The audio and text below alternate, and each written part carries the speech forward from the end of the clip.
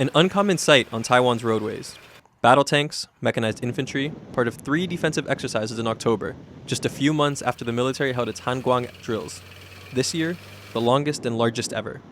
This week marked the Army's first Lusheng exercises, focused on commanding soldiers in the field effectively and fighting in cities. Watching over the drills was President Lai Ching-te. 透过实兵实装自由统裁实际对抗的方式，可以验证部队在极端状况下能否灵活指挥、迅速应变。On the ground, in the air, and at sea, Taiwan's defensive personnel are training to counter a threat from across the strait. This year, the exercises are broader, more frequent, and reflect concerns about China's increasing military pressure on Taiwan, its daily incursions into the air and waters around the country, and its own large-scale military exercises nearby. In addition to the Lusheng exercises, the Air Force held another round of Tianlong aerial combat training drills for its pilots.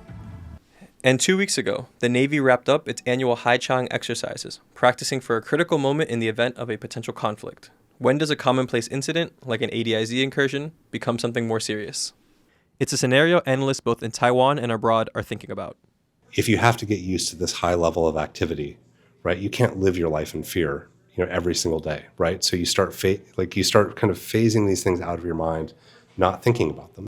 And one of the features or what plays to Beijing's strength is if they can delay the response of Japan, of the United States, to give themselves more time to act, right? So that's what's really dangerous about those things, is that it's lulling us into a complacency about what's normal. Annual large-scale exercises by China's Navy and Air Force present a similar risk. It is extremely difficult, if not impossible, for us to avoid being caught by surprise or unprepared, because this is in the human nature. So in a large-scale joint exercise, everything would look like how they would conduct a real invasion or real combat operation.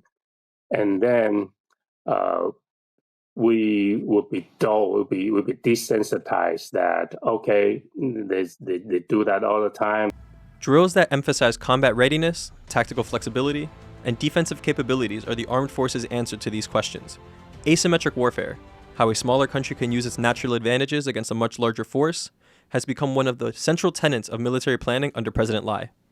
不对称作战与逐次抵抗，各级的指挥官都依据削弱战略的指导构想，灵活运用兵力与火力。 These latest drills, along with new weapons and an increased military budget, all point to a country that is committed to defending itself. But the question now is whether that's enough to keep China at bay. Scott Huang and Lery Hiciano for TaiwanPlus.